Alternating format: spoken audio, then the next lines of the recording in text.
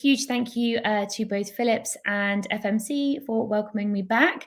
Absolutely love being able to connect with you guys by doing these webinars. So thank you also for taking the time out to come and spend the evening with me.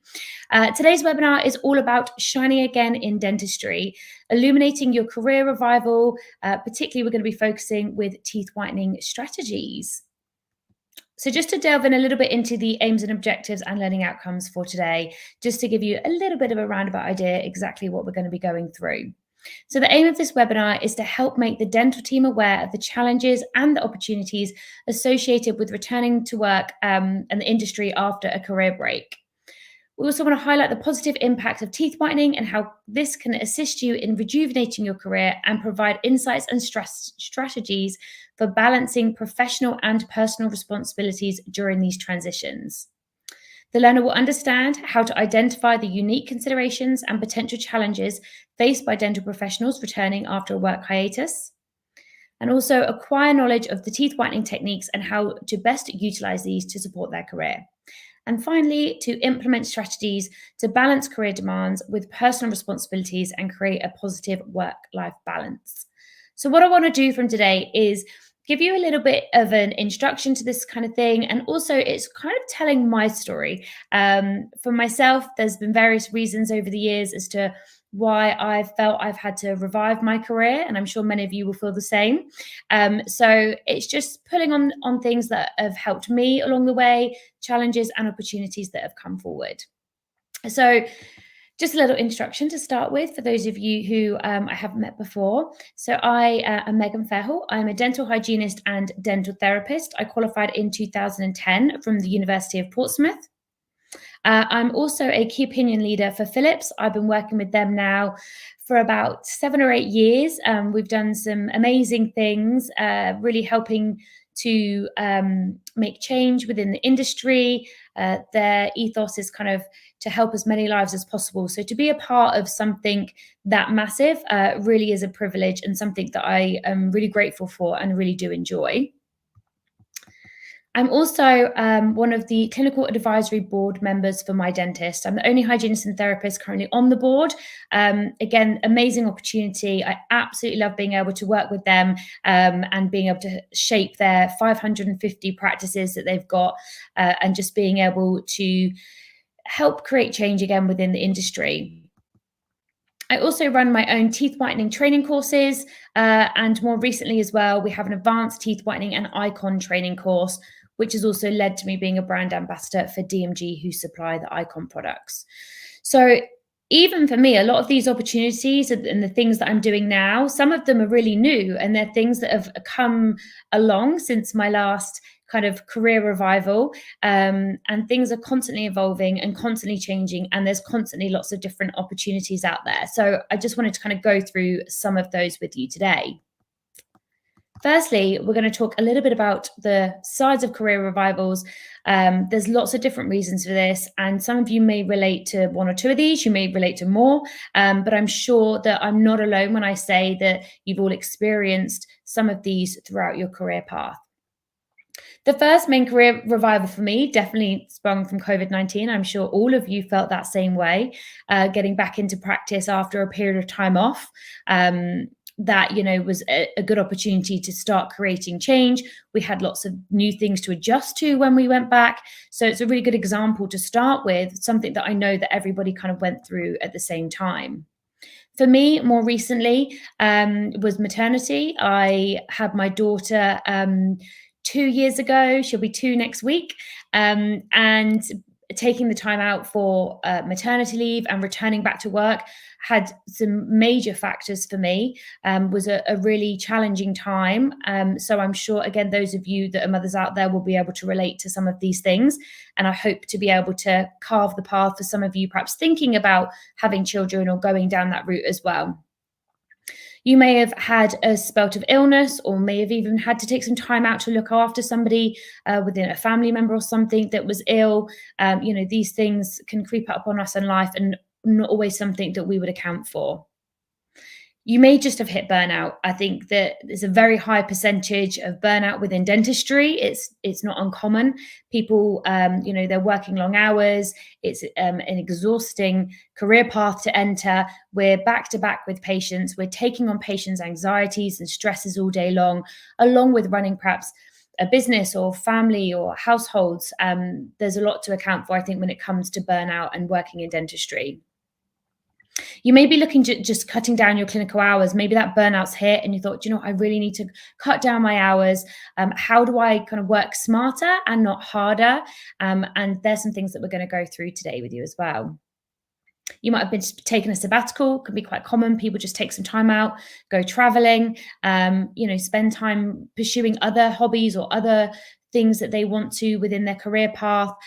So that's something that you do see quite a lot of as well.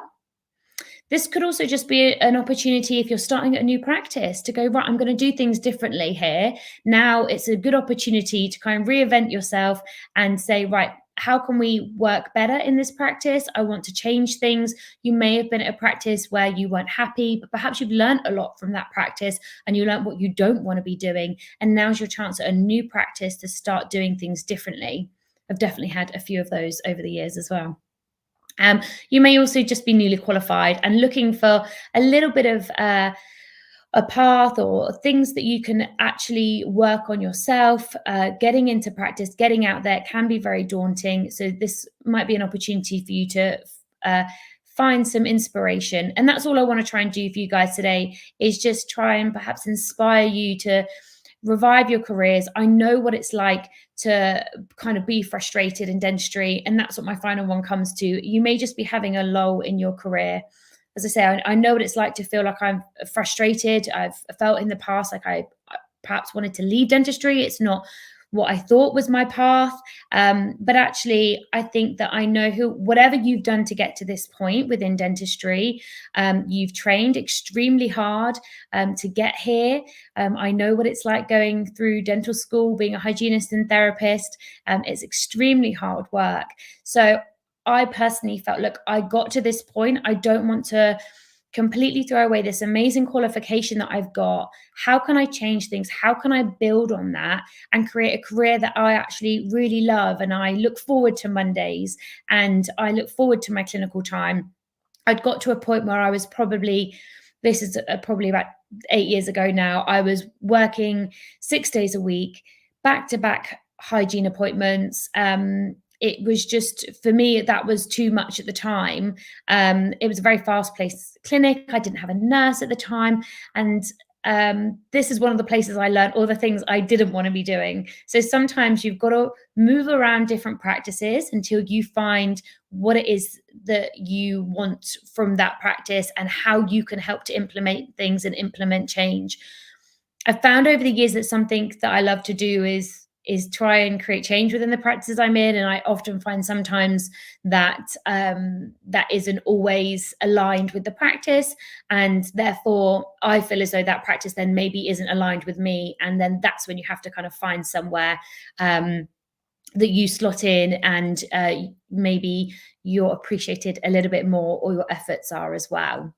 So lots of different reasons here as to why you might be looking to revive your career. So as I said, I'm sure that majority of you can relate to at least one or two of these things, or there may be things that you're planning in your future as well. And it's thinking, well, how do I get back into work after that? So I'm going to start with the maternity, because this is my current hiatus is coming back from that. And 2 years down the line, I still feel like I'm coming back from it. It does take time. So this is, speaking to other mothers out there or people that are thinking about becoming a mother. I know, again, within dentistry, it's very female led as well. And there are times when planning for a baby, planning to take maternity leave can be really daunting and really scary. And actually, a lot of people are putting it off. I actually saw something in the press this week saying how having children is just being put off by people because it's thought to be so expensive, and the cost of living crisis and the way that the world is running these days, people are just not having children because of the expense and because of the cost of living. So it can be quite a daunting time. So just to go through a few bits here, but also this can be aimed at fathers, obviously, as well. There's lots of males in the dental industry, so it's just understanding that we're all going through this. But also, I wanted to just aim this a little bit at the employers. So it's just to have an understanding that if there's anyone out here that maybe doesn't have children or doesn't have that understanding, but maybe they've got their staff that they're employing, that they can then maybe understand a little bit from a female's perspective what it's like returning to work after maternity and those struggles that one may face. So just a few things here that I've experienced over the past 2 years. And if there's any other mothers or fathers out there, I'm sure you can relate. So there's obviously a massive lack of sleep. This is something that is often used as torture in other countries and places where they shouldn't. But, it is sleep deprivation really, really is scary. Like it's really daunting, and it's a real thing. So, considering when you're having to go to work every day, you're treating patients, the anxiety I would get because I hadn't slept and I knew I had patients in my chair, and it was just not something that I would want to put on anyone, because I was really precious about my sleep beforehand. A lot of the time there leads on to a lack of self-care. I remember days I'd think, God, when was the last time I washed my hair? Your own self-care, unfortunately, just becomes secondary, or even more so, when you do have small children and a newborn baby as well. Along with mum guilt, you feel bad for going to work and leaving your child, but you also have to go to work to earn money to pay for your child, and keep a roof over their head. So there's definitely that constant balance of, feeling like, you need to do these things, but also you're doing the best by your child as well. The lack of a social life, it's important that we spend time with friends, family, we have time for ourselves as well. I think a massive factor as well when it comes to maternity is a lack of finances. There is, particularly within dentistry as well, majority of clinicians work as self-employed. There's very little support in that aspect then for mothers. There is a maternity allowance. It's not very big. You can also go back to work for keep in touch days. I think you do 10 days over the period of your maternity leave, but you can't do any more than that. So, the lack of finances does, I think, play a big part. And also it then puts a lot of pressure on mothers to have to get back to work perhaps sooner than they would have liked. I took 6 months out of my clinical time, but I carried on with all my other bits that I do. So I was still teaching courses, I was still doing brand work, and that was my choice. I wanted to do that. First of all, it was important to me. I really enjoyed those things. I didn't want to lose them. I felt it important as well that I had to maintain my place in the industry. I didn't want my courses to slip. It was also, for me, it just gave me time to be me again, away from a baby and not having to just constantly be in the baby bubble all the time. So it was, I kept doing the things that I chose to do. And for me, even as a younger woman, I always worried about maternity. I always thought, how am I going to afford to have a child? How am I going to make that work? So I've actually spent probably the last 5 to 10 years of my career building other income streams away from my clinic to know, okay, well, if I have a baby, then I know that I would still be able to do this work. I could work from home. Sorry, my light's just gone out. Hopefully I'm still bright. I'd still be able to work from home with a child as well, which makes things a lot easier. So yeah, definitely something that I know has a big impact on a lot of women and a lot of families when considering having a child and taking maternity leave. Childcare, another factor. I'm very fortunate to have a lot of family and close friends around as a support system, but I know a lot of people don't have that, especially if they've moved to other areas and things as well. So you have to consider childcare and how that's going to help support you in getting back to work. It then may mean that your child needs to go into a nursery, but again, there comes more finances and the balancing out that all the time. There are more considerations at the moment from the government with this, and there are more funding coming in, which does seem to be helping. But again, it's capped on earnings and certain things as well. So it doesn't always benefit everybody. Now, a lot of this, I think, can lead to pressure, overwhelm, burnout. They are definitely things that I felt over the past 2 years.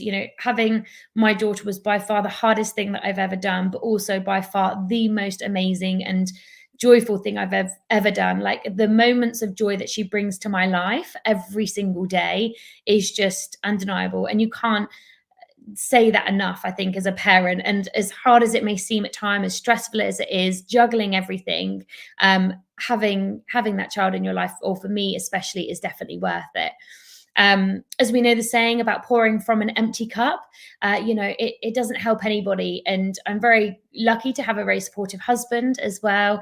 He makes sure and that I take time out for myself, and he's very supportive. And I think it's just making sure that you've got that kind of nurturing a bubble around you as well, because you're the one kind of giving everything at that time to your child.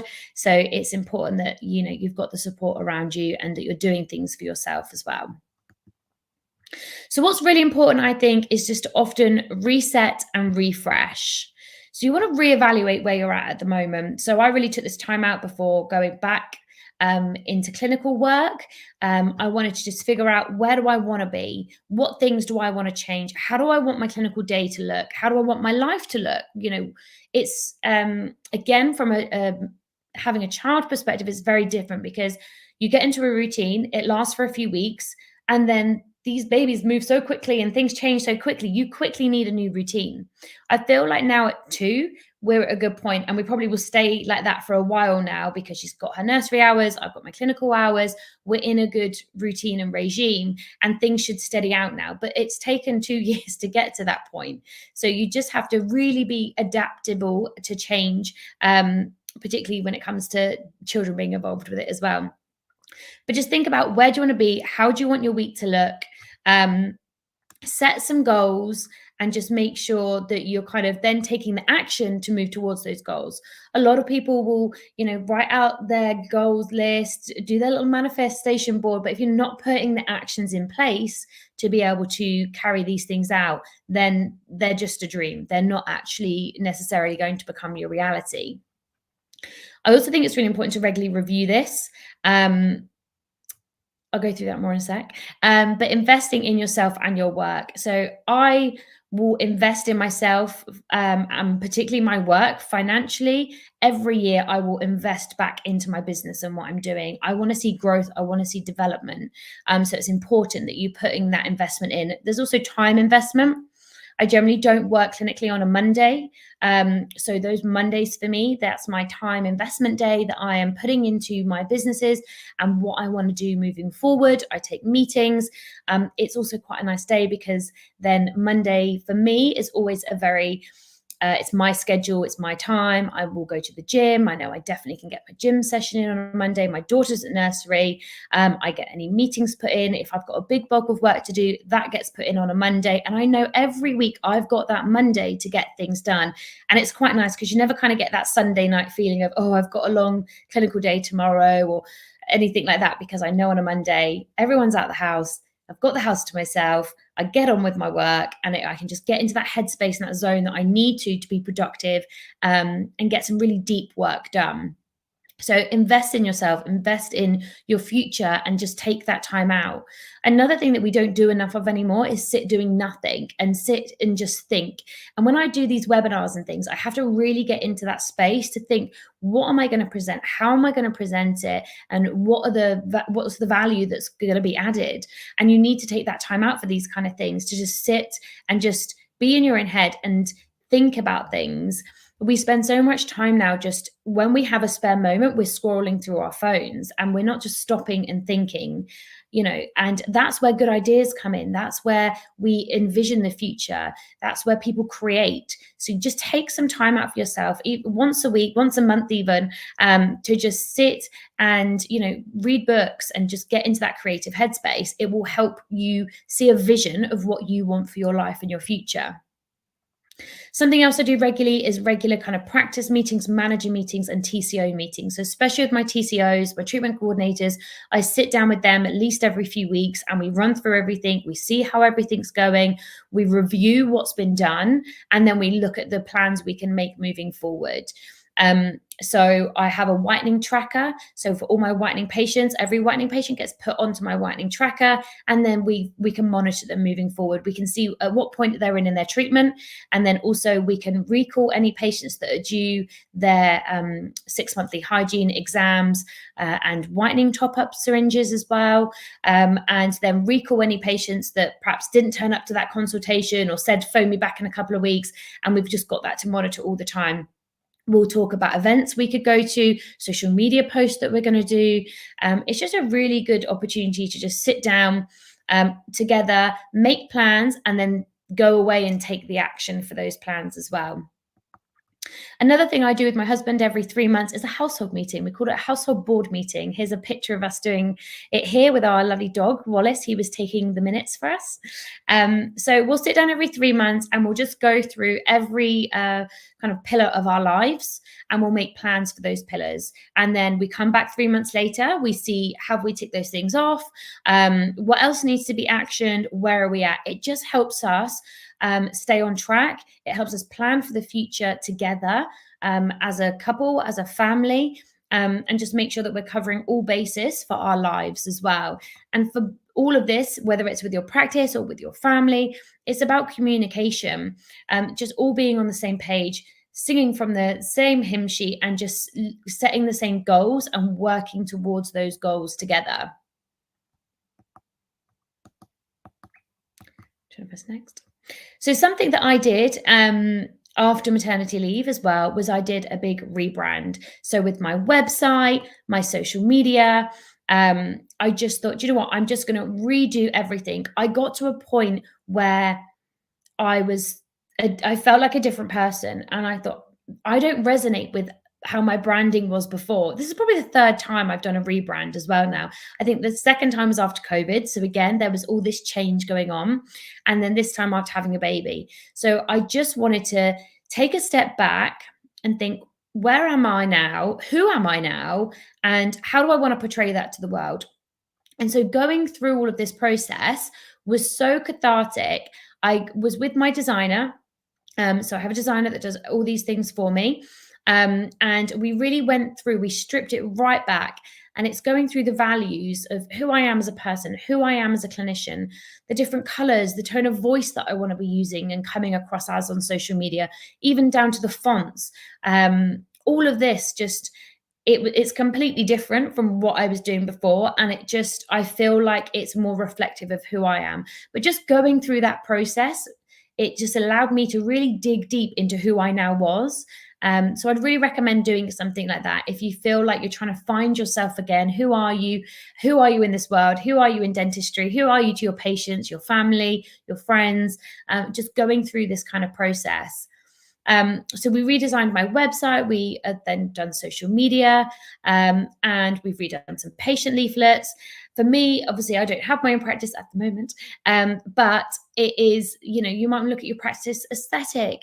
You might just want to change the uniforms, just reinventing, rebranding, or just refreshing your brand as well. There's a difference between a rebrand and a refresh. For me, this was a total rebrand, it felt, whereas a refresh is just kind of freshening up something that you've already done. So yeah, I would highly recommend going through this kind of process.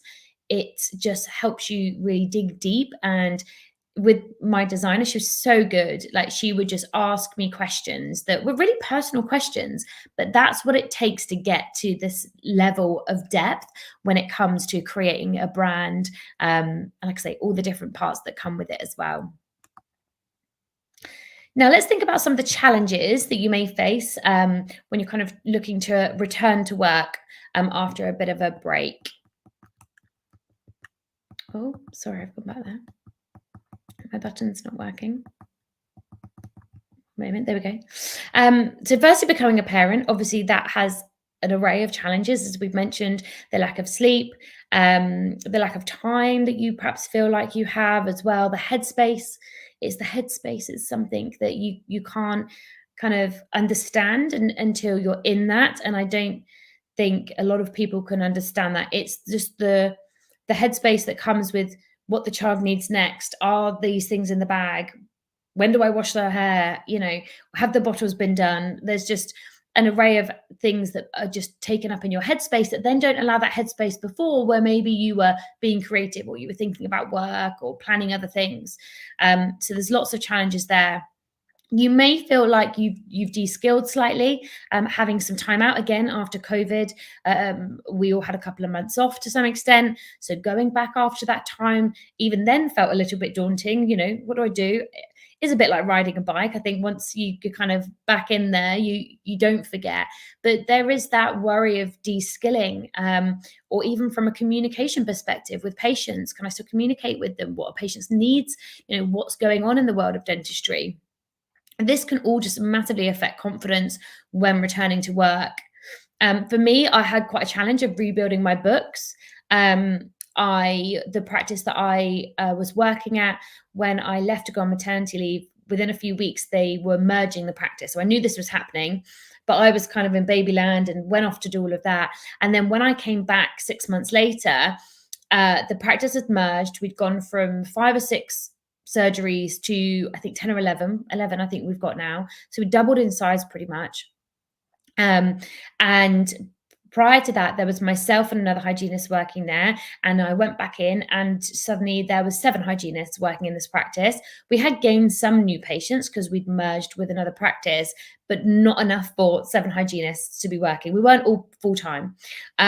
So it was very, very stressful for me going back into work with having to rebuild a book. I did have some of my patients come back, obviously, and things, but it just took time because I was getting back into the swing of things.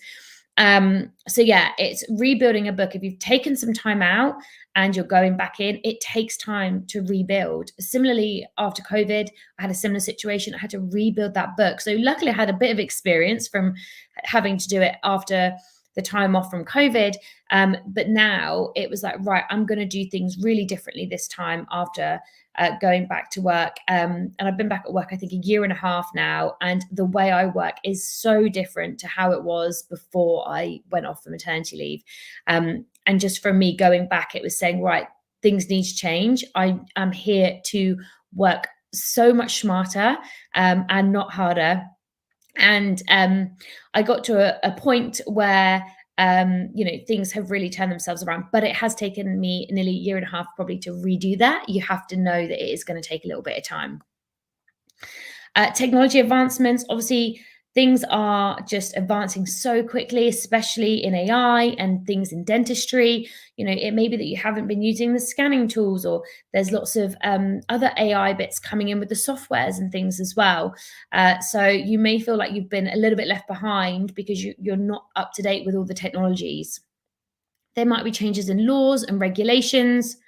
Obviously, there's a challenge of keeping on top of your CPD, keeping your GDC registration. Are you going to opt to keep your registration while you're taking time out?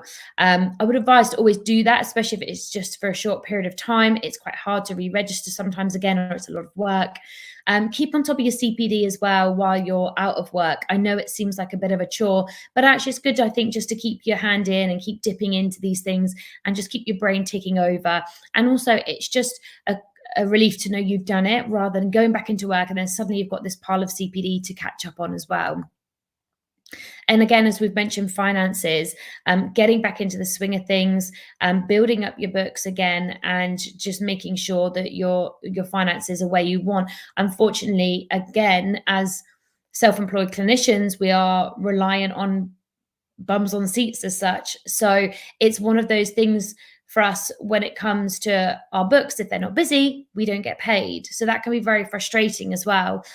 So these are all challenges and things that we may be facing, as well as our time management. This may be very different now for us, especially say after having children. Our time is a lot more precious, and also, there's a lot less time available just generally on a day-to-day basis. I do feel like I've been a lot more productive since I have less time. So bizarre, because you wouldn't think that, but I have to squeeze so much more into my days and weeks than I ever used to. So actually, I'm a lot more productive than I ever feel like I have been anyway. Now let's look at the opportunities. Now, from challenges are often where the opportunities lie, and this can act as a catalyst for change. So what are those challenges? How can we solve the problem of what these challenges are bringing us, and how can we use those to create change, um, and create a new kind of fresh perspective on things. This could be from creating new habits and new routines, changing these little things in your life every day, just these little habits over time. This is what can create the bigger changes as well. And what you want to be aiming to do is to just create the positive change in your work and in your personal life as well. It may be new career opportunities that have come along. Again, working from home, having that option can often give you more time at home, with whether that's with children. Obviously you're working, but it kind of gives you more time. I find on the day I work from home on a Monday, it means I can put the washing on, I can catch up with a few household bills. There's other little jobs that can also be done that then will contribute to the rest of my week running a bit smoother. So just being able to have that opportunity to work from home and things a little bit more may give you more time and freedom as well. Now, from all of this, from all the challenges, from all the things that we think, this is a really hard time I'm going through, or I'm not looking forward to getting back into work, we want to just use this as a learning curve and for our growth. I do honestly believe, and I say this to my husband all the time, I'm like, we've just got to enjoy the journey. This is what it's all about. Even when the times are tough, there are going to be tough times. That is life, unfortunately. Definitely noticed that more as became an adult as well. Never felt like that when I was younger. But there's definitely going to be challenges, and we've just got to enjoy finding a solution to that problem and enjoy the journey as it comes along as well. Next. So my motto, as I keep saying, is working smarter and not harder. So look at your time management. As I said, I do feel like I've been a lot more productive than I've ever have been before in my life, because I suddenly have less time. So how can you be more productive? Like I say, working from home, being able to get those little jobs done around the house as well. Delegating tasks, something I've been really bad at in the past, but I'm getting better at it. It's really hard to perhaps let control of these things. But actually, once I do kind of give up the control, I'm actually realizing that these things are a benefit to me in the long term. So for me, delegating tasks, definitely within the clinical time. My nurse, I'm definitely utilizing my nurse a lot more. She's helping me out with a lot, or both of them. I have two nurses that work with me on different days, not at the same time. I'm not that lucky. So they're helping me out with more tasks. I might leave them a list of jobs that need doing and things as well. They'll often stay on later than I'm actually working, so then they'll get those jobs picked up for me. My treatment coordinators, as I say, I have meetings with them every month. I give them tasks that need to be completed. I'll message them things midweek. I might message them patients that need booking in. They phone the patients for me, whereas before I was doing all of that myself. So just delegating those tasks out to the necessary people. I also now have a social media agency that I use to run my social media channels for me, something that I really didn't ever want to kind of give up. I obviously still have control over it. I still post on there myself, particularly on the stories and things, but we just sit down, we have a schedule, we plan things. There's a bit more of an agenda to it. But again, giving that up has given me a lot more freedom and headspace. I think there's a lot of pressure these days to be posting on social media, and it actually takes a lot longer to do than you think. It's not just, put out a quick post. You've got to write the copy, you've got to get the content, particularly if you're being a bit of a perfectionist like I am with how it looks and what's being said. So it does take more time than you realize. And when I wasn't doing it, I was really beating myself up that I wasn't doing it, and just putting pressure on myself for it. But I know that when I do it, that it helps grow my brand. It helps new patients come through the door. It helps grow my courses, which is a real passion of mine. So I know that it does make a difference. So investing into using a social media agency for me was a really big step, but it's something that has really given me a lot of headspace back. So definitely delegating tasks out, as I say, is something that is hard to do, but I would really recommend it. Utilizing technology, being able to utilize technology in surgery. If you've got your scanner, being able to take that scan, save it on file. You're not also then having to get patients back again. I'll try and scan as many patients that say they're interested in whitening as possible. Then I've got it there, saved on file, and then it's just sent off. We don't have to go, okay, well, we'll get you back and we'll do some impressions or we'll do another scan. Or if not, I book the patient's scan in our dental nurse. We have some of the nurses, they will do scanning sessions for us. I book them in with the nurse and they do the scans for us in those sessions as well. So utilizing your technology as much as you can, utilizing AI for things. There's lots of different apps and things that you can use these days for all kinds of crazy stuff. So if you think there's something that you need help with, just Google to see if there's an AI app, because there probably is, and that will probably help you. Looking at continual training, just upskilling all the time, learning new things.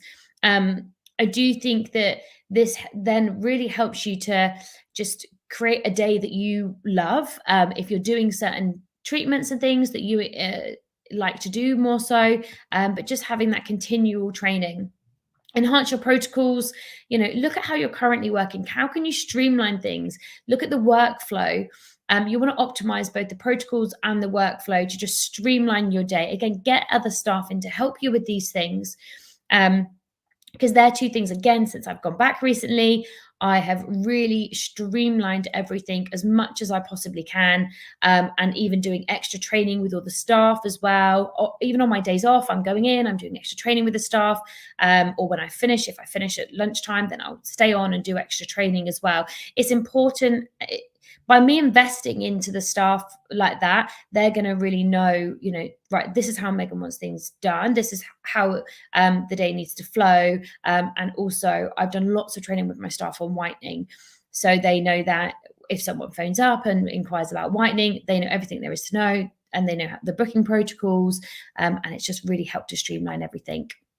So look at doing that team training. As I say, even if you have to go in and do it yourself, and you take time out to do it, that's where the investment lies. That's your time investment into your future and your clinical work as well. Now let's delve into a little bit about teeth whitening, because this for me is what's really changed the game. So we obviously have the two different types. We have the Zoom in chair, which uses the 6% hydrogen peroxide, and then we have the take-home whitening trays, which uses the 6% hydrogen peroxide, the 10% carbamide peroxide, or the 16% carbamide peroxide. So the carbamide peroxides are the nighttime gels that we use in the take-home trays, and the 6% is the one that we use in the day. The daytime in the take-home trays as well. So these are the two different whitenings that I offer for patients. It's nice to be able to offer the two different ones. Philips and Zoom is a very well-known brand, so people often will sort out the in-chair procedure. I find that a lot. They come to me because they've come from another practice, maybe because they want the Zoom in chair. A little bit about the laws and regs. So whitening is the practice of dentistry as stated in the Dentistry Act 1984. It can only be administered by dentists or dental hygienists or dental therapists under the prescription of a dentist. Do make sure you allow for a cooling off period, because it is classed as a cosmetic procedure and is not reversible. And then we use the products containing only up to 6% hydrogen peroxide in the UK. Ideally, it's recommended for over 18s as well. When it comes to whitening. So let's talk about the impact of whitening and how that's kind of helped shape my career and my comeback for me, and how that can help you. So by utilizing your whitening treatments, it can just really help to vary your day. Utilizing your scope of practice, this is what we can carry out for patients. Legally only we should be doing this, and it's important that we're then utilizing that scope as well. Also find it's a really positive treatment time, particularly with the Zoom in chair procedure. Patients really like it. It's really relaxing. They just come and lie down for a few hours in the middle of the afternoon. And it's not just that. With all whitening, patients are really excited about it. They're really grateful to you afterwards. So it does make a big difference in your day-to-day clinical time when patients are positive, because as we all know, that's not always the response that we get from patients walking through the door. Now, one of the other things that I find, particularly with whitening, is there is an increase in earnings. It is a higher priced value treatment. And particularly when you're adding on the scans to the end of your hygiene appointment or the end of your exam, your fit appointments don't need to be very long, 15, 20 minutes. And similarly with your review appointments as well. So there is always an increased earnings when it comes to whitening. So for me, that's really helped in clinical time, being able to cut down my hours but earn more money. Now, for your patients, as we know, whitening is the most requested dental treatment. It's safe, it's effective, it's long-lasting results. It does actually work. It's also minimally invasive, so we're not destroying or removing any tooth tissue. And as we've mentioned, it is that positive patient experience for them as well. And also, we're just providing the patients with the treatments they want. They come to us, they're asking for whitening. We're just providing that for them. No patient's ever come to me and said, can you make my teeth yellow, please? So patients only want white teeth. So we're just providing what they want. And overall, what we're doing for them is we are improving their confidence, which to me, I feel really lucky that we've got this career and particularly for me with whitening, because that is predominantly my focus in my career. But being able to have this treatment that really does change lives and really does make a difference to people, it just gives me then so much purpose and pride in what I do. So I'm sure many of you feel the same when it comes to dentistry, but particularly when it does come to cosmetic treatments, the impact that it has on patients' lives really is very, very big. Now, what I'd always recommend is just discuss the whitening with the patients at the hygiene and exam appointments, which I will go through in more detail. So we have our patients there every day walking through our door. So we are very lucky that we have our target audience walk through the door and sit right in front of us every day. Many businesses will go and have to put big adverts out and spend loads of money and all these things, but our patients come through the door every day. So when it comes to whitening, it's just nurturing those existing patients. At the hygiene appointments, at the exam appointments, it's just about talking about whitening and opening up those conversations. Smile checkers, look at reviewing those. If you have a little tick box for patients, when it comes to filling in medical history forms, it's often good to have a little smile checker on there. Just having little tick boxes to look at other treatments the patients are interested in. And then you know that you can approach that patient that little bit more confidently, knowing that they've ticked that they are already interested in whitening. Look at monitoring patient shade. I know that's a very popular thing that gets recommended all the time. Not always the easiest way to go, oh, this is your shade. But if you can start ingraining that into your habits of things, it will help. I'd always recommend as well just informing the patient of their current shade, diagnosing their whitening potential, and then recommending the products that may fit their lifestyle. Sometimes that might just be an airflow or air polish. It might be that they want to opt for the zoom-in chair or the take-home trays, but just have that roundabout conversation with each patient. Discuss aesthetic treatments. I always believe that with every single kind of cosmetic or aesthetic dental treatment, whitening is the underlying basis. So whether a patient is having veneers or composite bonding, maybe they're having implants placed, we always want to see if they want to have whitening first. So always combine it with aesthetic treatments. Look at just taking photos and scans of every single patient. The power of what that photo or that scan does to the patient is really eye-opening. When they actually see their teeth, it makes them realize what other people are maybe seeing and actually makes them think, I want to make these changes and I don't like what I'm seeing. So utilize those things and utilize the whole team. There's a place for everyone when it comes to whitening. Whiten the staff's teeth as well, so they all look great and they can talk firsthand to patients about whitening and their experience with it as well. Also utilizing the team, maybe when it comes to the scanners, I mentioned utilizing the nurses to do the scanning or take the photos, impressions, if you're still using impressions as well. There's ways in which the whole team can help. After a consultation, I will normally take my patient through to my treatment coordinator, who will then go through any finance options. They'll book the rest of the appointments for the patient. It's just a really nice streamlined process then for the patient, and often helps them to kind of definitely book in. And I just like them to have that nice experience when they're paying for a nice private treatment. I think it's nice that they have that nice patient journey as well. Now, another thing I do a lot of is utilize the social media, as I mentioned, to gain new patients.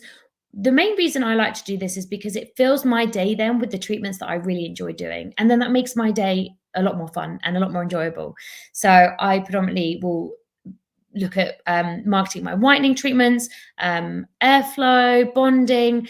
These are the treatments that I really love as a hygienist and therapist. And so the more I advertise those treatments, the more of those patients I get through the door, and then the more of those treatments that I do. And I love how my clinical day looks. So think about how you want your day to look, and how do you then make that happen?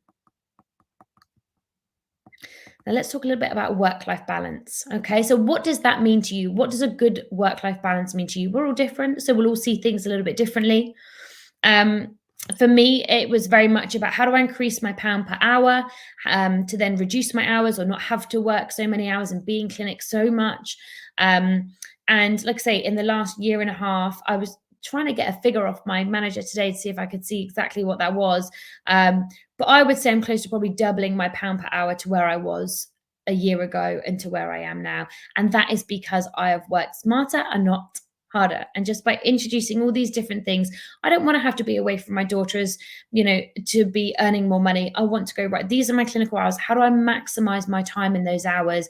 Doing treatments that I love, working with really efficient staff that are going to help to streamline my day, the protocols, the workflow, be able for them to be able to do some of the work when I go home as well. So I know that jobs are still being done, patients are still being contacted.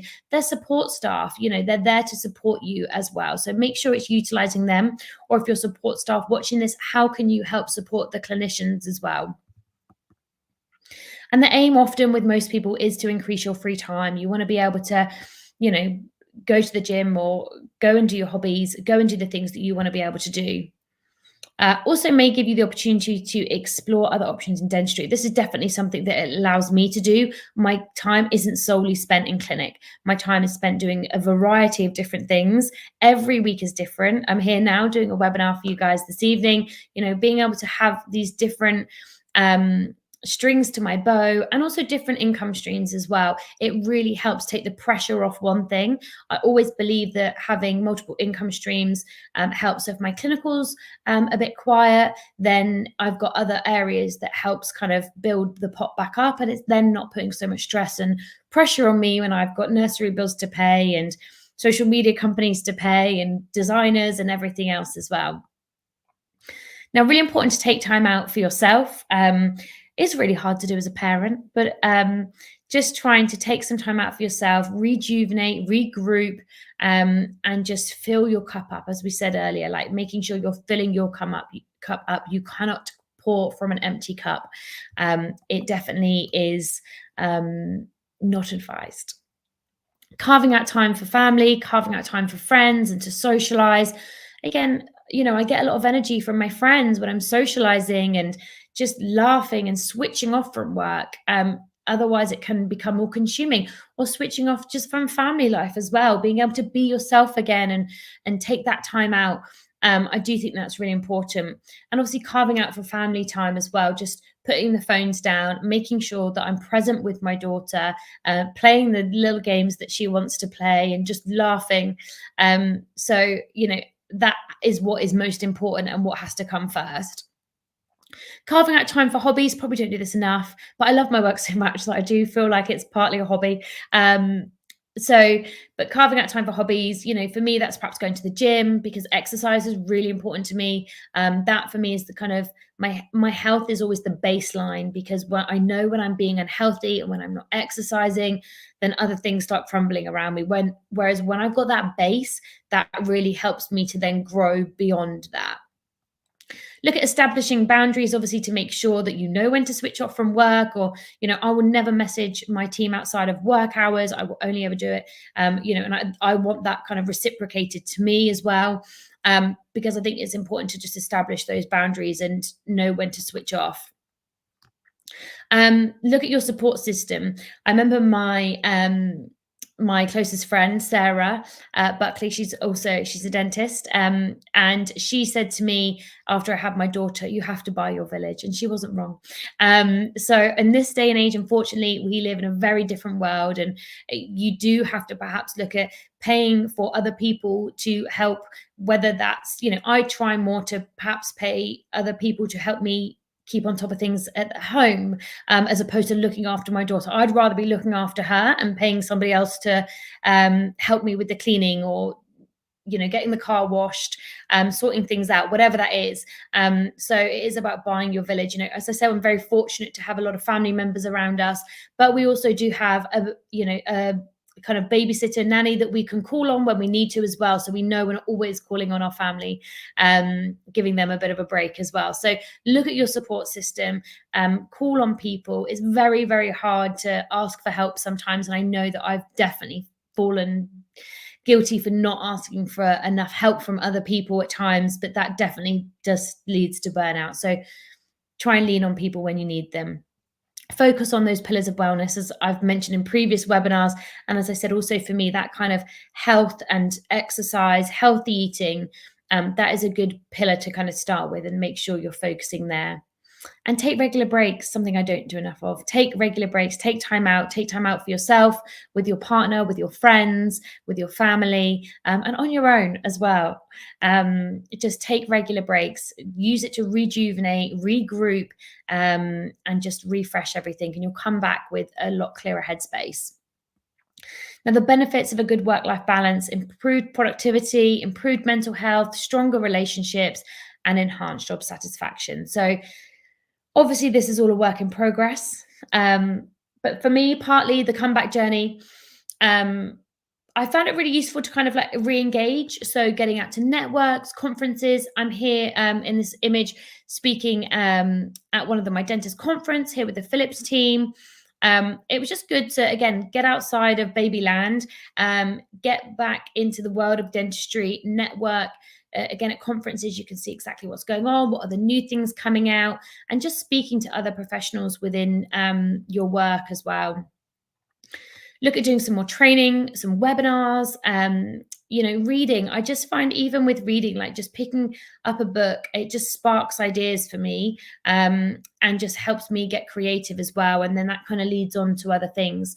So just take time out to do those things for yourselves.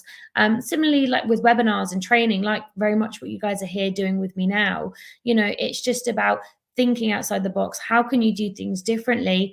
And lean on others to help with that as well. Look at perhaps getting a mentor, a business coach, or going to business groups. I've just started a group actually that I go to once a month. It's like a business group. It's full of all different kinds of people from all different fields of work, but it's really inspiring. Again, a lot of the work and things I do is on my own, so it's nice to go, oh, I'm gonna go to my business group. We talk about all different ideas. There's little workbooks we have to do, and it just really helps to keep me on track. It keeps me accountable for things, and just the ideas and inspiration that I get from other people as well. So perhaps get yourself into that kind of thing. Marketing yourself and your treatments. As I said, just being able to fill your day up then with the things that you enjoy is going to really change how you look at your clinical day and how you are excited, perhaps more so, about going into that day as well. Renegotiate. So coming back from something is a really good opportunity to renegotiate. That could be your fees, your percentages. You could put your prices up. It could be the way that your treatments are timed. It could be the surgery you're working in. Like, it's just a really good time to renegotiate, coming back in and saying, look, I'm coming back, but I want to do things differently. My aspect of it is always say, look, I want to do like the best I can here at this practice. How can we do things differently? How can we improve things? Occasionally I'll do a walk around of the practice and be like, right, well, there was rubbish in the car park over there, or the chairs were messy over there. Like, I'm such a stickler for the patient journey and how that looks.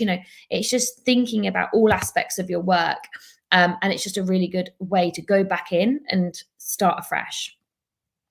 Your support systems, as I've mentioned, whether that's at work, whether that's at home, just really look at who you've got around you and how they can help support you, and buy your village if you need to. And embrace these changes, embrace these challenges. It is, as I mentioned, it's all part of the journey. It's all about kind of growth and learning and just being, a different version of yourself and continually evolving. I get so bored if I'm stagnant and not doing anything differently in life. So it is just about embracing the change and the challenges as they come. Make plans, as I said, get those regular plan meetings in, whether it's with the team, whether it's with your family, but just make those plans, and with yourself as well. Sit down and just, carve your own path out as well. Look at your time management. How can that improve? Be organized, streamline things. Not only do I streamline things at work, like things have become so much more streamlined at home as well, because they have to be, to stay on track and to keep everything organized. Often my husband runs around unorganizing me, but that's a story for another day. But yeah, it's just try and be as organized as possible. And keep on top of it all. And then my main thing as well is just always focus on your passion. As you can always see with anyone that follows my webinars or everything I do, for me, that is whitening. And I feel very grateful that I have found this passion and that I have a lot of support around me with it, particularly working with companies such as Philips, and just being able to evolve my whole career purely around whitening. It really does feel like, for me, that I've hit the jackpot, because I know why I do what I do and why I want to do it. And just being able to create change in patients when it comes to their confidence in whitening, and also be able to help train other dental professionals when it comes to whitening as well, and change their careers and change their patients. Yes, I really do feel very fortunate for that. Now, what you want to make sure is just regularly that you are reviewing, you're adjusting, and you're realigning. We've got to keep reevaluating ourselves and look at what's worked, what hasn't worked, and then what can we change moving forward as well. And just to finish up today with you guys, just remember that your journey back into dentistry is an opportunity for a brighter beginning. So thank you very much for today. I hope that I have given you a little bit of inspiration. It's probably quite a personal journey that I've gone through today, quite cathartic for me as well. So thanks for joining. But just being able to give you guys a little bit of inspo into kind of having a bit of a career comeback. And on that note, if anybody would be interested as well, and if you haven't already joined one of my training courses, we do have our teeth whitening training courses for hygienists, therapists, and dentists. We have one at Philips head office on the 12th of April, and then we have some online as well throughout the rest of the year. And I now just have my brand new course, my advanced teeth whitening and icon. Our first one was last week at Philips head office. It was brilliant, went really, really well. Delegates were brilliant. So that is a hands-on session with the icon as well. So if you're a dentist or dental therapist, then this course is for you. And we will be looking at bringing also our advanced teeth whitening and airflow course to you very soon, that predominantly for hygienists. I also run a Live to Thrive study day with Anna Middleton, also known as a London hygienist. Our next one for that is the 13th of September. That's just a really fun, good, inspiring day, bringing the dental professionals together. We talk a lot about direct access, workflow, and just how you can get more out of your career as well. So that's a really, really good day if you want to come and join us. But thank you for joining me, guys. I'm going to come off screen share now. And we're just going to see if there are some questions here. Sorry, I'm just going to have a little read.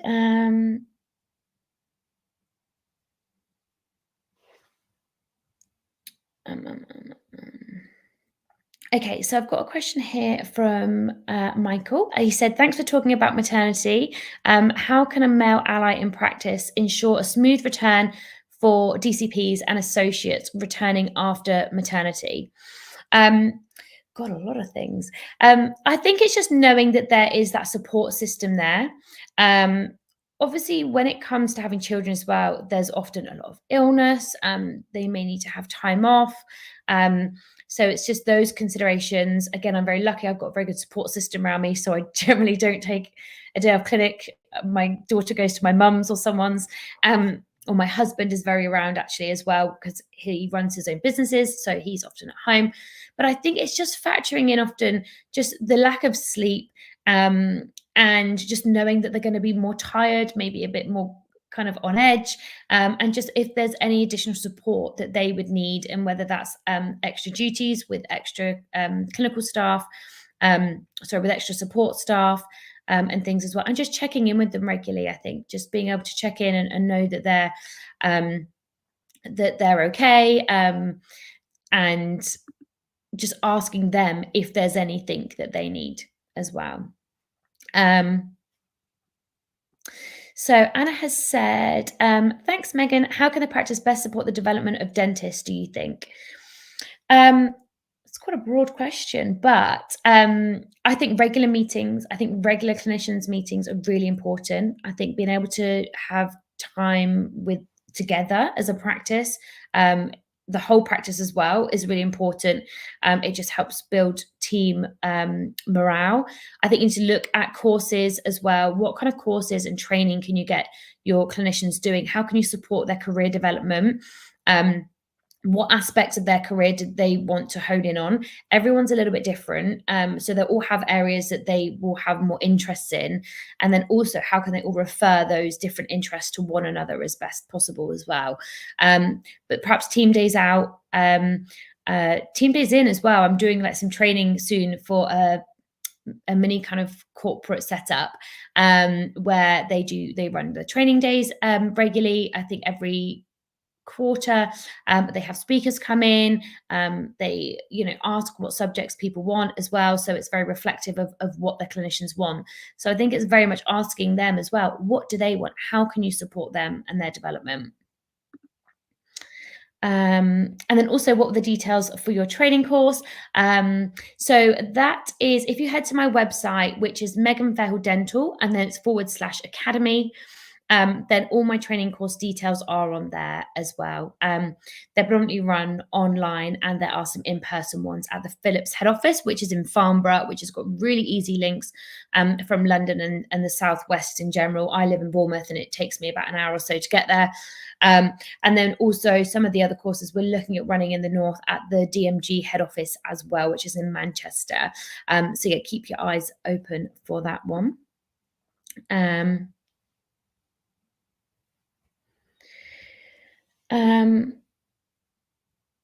So here Michael has said, what percentage of revenue do you think is healthy to have coming from outside dental work as an associate? I always work, and this is really random, but I always work in thirds. So for example, with my patients, I'd say a third of my patients are, so with my whitening patients, a third of my whitening patients are provided by the practice. A third I get through my social media. And then a third I get from converting my patients in the chair. And so I'd say the same with income streams. My income streams generally lie from my clinical time, my courses, and my brand work. So there's 3 revenues there, but then there might be like little off things off of each of those as well. So I'd say look for 3. And I do find each year one has a lull, and then a new one crops up and something new comes along. And so it always kind of levels itself out a little bit again, because there definitely will be peaks and troughs with each one, as much of you will find with your clinical time. I find as well that, certain times of year are quieter and you have to really work on building your books and things a little bit more. So Anna just said, are there any patients I don't offer whitening to, suspected perio, etc.? For sure. The patient has to be dentally fit and suitable for whitening. So if there is active disease present, then we will not be doing any whitening. So if there's perio, if there's caries, if there's apical lesions, then we won't be doing whitening. We need to make sure that patient is dentally fit before we carry out the whitening, and similarly with any other cosmetic procedures as well.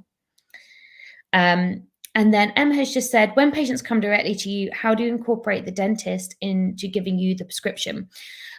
So yes, a patient may come to me directly, say via my social media. So they come and see me directly in the practice.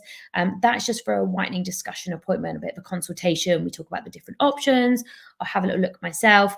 But then I will then have to send them to the dentist for an examination for whitening suitability, and then they will put a written prescription in for me. So I see them directly, but they then go to the dentist for the prescription after that as well. Right, guys, I'm going to have to wrap that up because all the talk about childcare, my parents are sat outside with my daughter in the car. So and it's 8 o'clock. So I will go and relieve them. But thank you so much for joining me. Thank you for your questions. I hope you all found that helpful and useful. And if there's ever anything else that you would like more information on me from, I'm always happy to help. Please feel free to just reach out to me via email or my social media channels. Which is just my name, Megan Fairhall, or my email, smile@meganfairhalldental.com. But thank you all for joining me, and I look forward to having you all join me on another webinar or course very soon. Take care, guys.